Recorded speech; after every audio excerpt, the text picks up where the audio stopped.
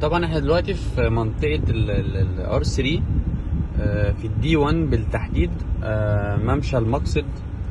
طبعا احنا قلنا قبل كده ان العاصمة الإدارية ساكنة بالفعل، زي ما احنا شايفين كده كمية العربيات والناس اللي ساكنة هنا.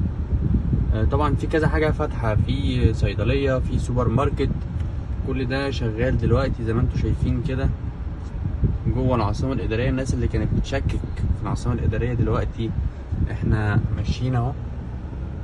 طبعا ده نقطة شرطة. في هنا شايفين يا جماعة كمية العربيات والناس اللي عايشة هنا. ده في هنا طبعا خدمات.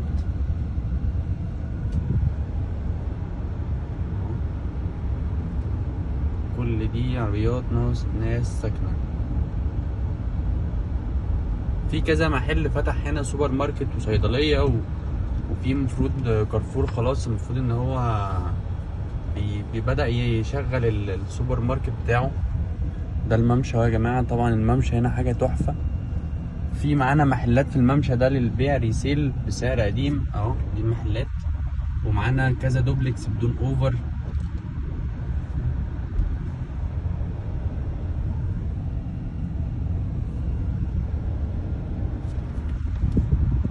شايفين يا جماعة الفيو من هنا، البرج الايقوني، المحلات اهي، المحلات اللي شغالة اهو.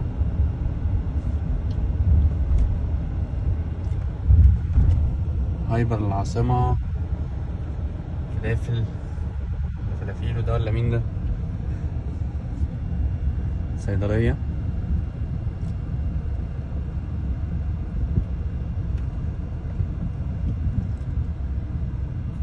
مسجد. شايفين يا جماعة كل ده ساكن، كل ده ساكن. حتى الدور الأول أهو في ناس موجودة.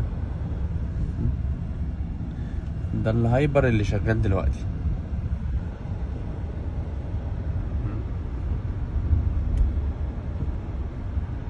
الناس هنا شايفين كل الناس راكنه العربيات بتاعتها. طبعا ان ساكن، كل دول سكان. طبعا في منهم المهندسين اللي شغالين بقى في منطقه البرج الايقوني، منطقه السي بي دي، او في منهم الناس اللي ساكنه عشان اولادهم في الجامعات اللي شغاله هنا في العاصمه الاداريه. يعني في كذا حد ساكن هنا لكذا حاجه. في مثلا الناس اللي شغاله في الحي الحكومي والحي المالي، البنك المركزي، كل ده شغال دلوقتي. ده ميدان دولمن، ده قلنا من افضل الميادين اللي موجوده هنا واشهرها حاليا. قريب جدا من مدرسه صحاره، قريب جدا من ميديكال سنتر اللي ورا منطقه الخدمات.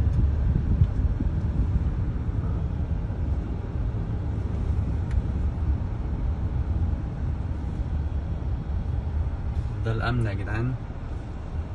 طبعا الامن هنا مستتب والناس لازم تمشي بقوانين. انوفا اهو ممشى. طبعا في محلات بدأت تشطب خلاص في الممشى.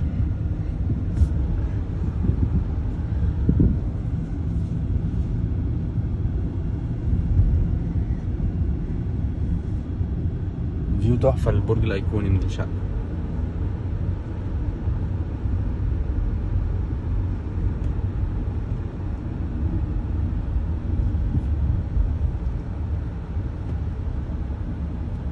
ده معهد تكنولوجي تقريبا، حاجة زي كده. ده المفروض ان هو هيشتغل السنة اللي جاية.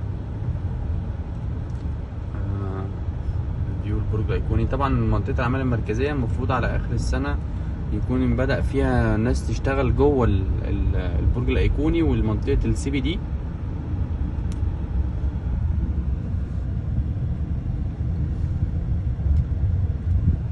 نفرجكم على الار 3 من جوه والمنطقة اللي ساكنة.